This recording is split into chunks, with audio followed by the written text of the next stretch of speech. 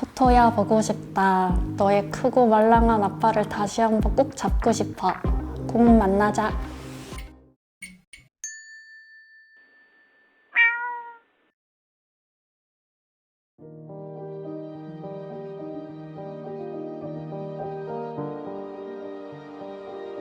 저는 토토라는 반려견을 14년 동안 키웠었는데요. 그 3대 질환견을 치고는 성격이 되게 특이했어요. 얌전하고. 그래서 보통은 콕하는 사고도 많이 치고 그러는데 얘는 청소년기가 지난 이후로는 크게 사고 친 적이 없었고요.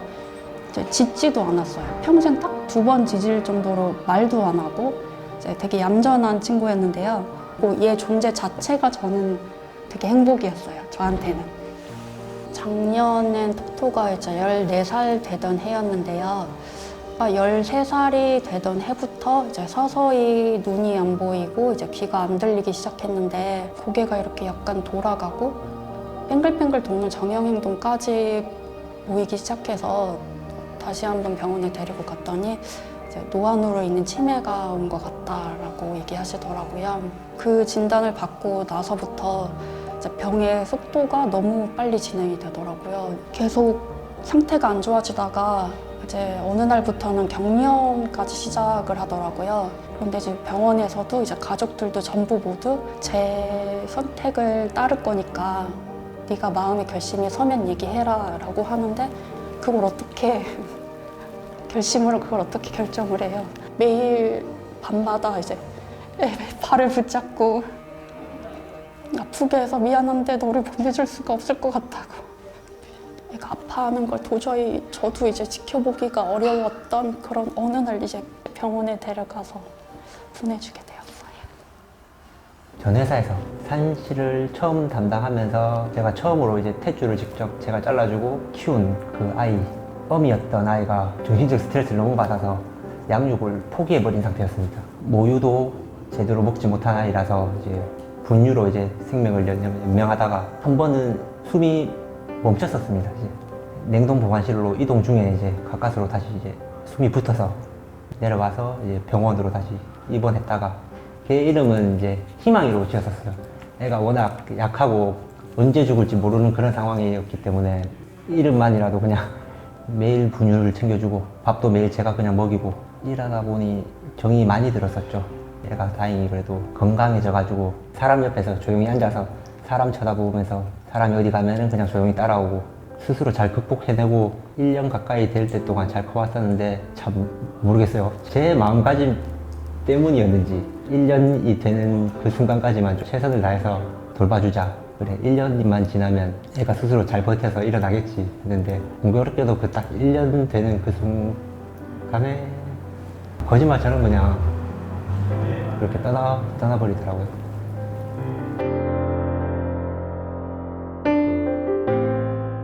제사를 지낼 때 이제 6살짜리 조카가 이제 제사상에 절을 하면서 토토가 하늘나라에서 아프지 않게 해주세요라고 절을 하더라고요. 그래서 말을 가족 다 같이 들었는데 가족들 모두가 다 그 말 때문에 눈물을 참느라고 진짜 되게 힘들었었어요. 조카가 한 번씩 저를 보고 만나면 이모 토토 보고 싶지라고 유일하게 저한테 그런 얘기를 해요, 가끔. 무엇보다도 가장 미안한 건 제대로 보내주지 못했다는 점. 그 강아지가 제 소유가 아니다 보니 그런 집단 사육장에서 일하다 보면은 결국에는 그렇게 세상을 떠난 아이는 폐기물 처리가 되어서 의료 폐기물 박스에 담겨서 이제 운송 차량에 실려가게 되는데 가끔 꿈에서도 나오는 게 폐기물 박스에 실려서 다른 그냥 의료약품이랑 실려서 그렇게 쓸쓸하게 가는 그게 아직까지도 많이 미안하죠.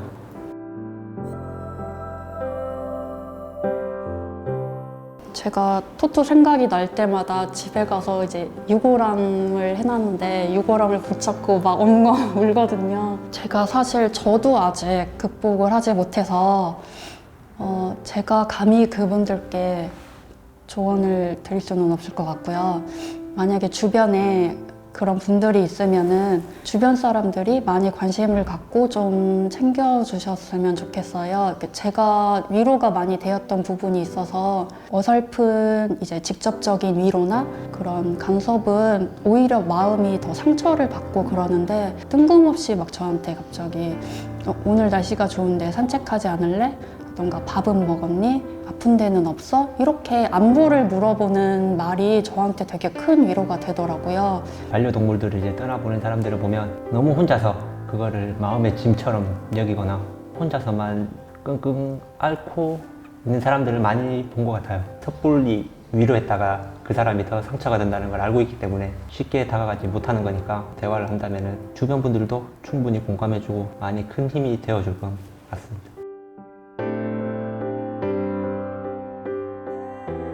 토토가 이미 꿈에 몇 번 나왔었는데요. 꿈에 나올 때마다 토토가 자꾸 멀리 달아나더라고요. 그래서 제가 아무리 소리쳐서 이름을 불러도 자꾸 달아나는 꿈이었거든요. 근데 생각해보니까 어릴 때부터 토토가 사람 품에 안겨있는 걸 싫어하고 되게 시크하고 그런 친구여서 제가 토토를 자꾸 안고 싶어 하는 걸 눈치채고 자꾸 꿈에서도 멀리 달아나는 게 아닌가. 네, 저 이런 생각을 했었어요. 토토야 보고 싶다. 너의 크고 말랑한 아빠를 다시 한번 꼭 잡고 싶어. 곧 만나자. 오글거려 이거 어떡해요? 사람 좋아했고 그 누구보다 온순했고 열악한 환경 속에서도 내 옆에 있어줘서 참 힘이 되는 아이였는데 떠나면서 내게 남겨준 건 다른 아이들을 조금 더 세심하게 챙겨주고 더 아껴줄 수 있는 원동력을 준 거라고 그렇게 생각하고 있어. 이제 먼 훗날 만나게 되면 그때는 희망이가 나한테 장난감 공을 가지러 오는 게 아니라 내가 먼저 가지고 가는 그런 모습으로 만났으면 좋겠다.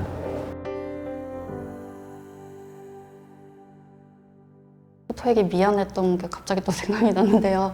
이제 토토가 좋아하던 분홍 공이 있었거든요. 놀아달라고 계속 이제 그 공을 물고 와서 제 앞에 이렇게 떨어뜨려 놓고 가곤 했어요. 그거를 몇 번 던져주면 팔도 아프고 힘들기도 하고 귀찮기도 하고 몇 번 하다가 말고 그랬는데 토토는 이제 계속 공을 물어와서 제 앞에 계속 떨어뜨려 놓는데 지금 생각해보니까 그거를 얘가 실컷 질릴 때까지 해준 적이 한 번도 없는 거예요. 그러니까 제가 그만뒀지 토토가 그만둔 적이 한 번도 없는 거예요. 피곤하다고 조금 힘들다고 귀찮다고 산책을 좀 게을리 하거나 덜 놀아주거나 이런 게 나중에 후회가 남지 않도록 얘가 건강할 때 얘가 질릴 때까지 실컷 많이 해주셨으면 좋겠어요.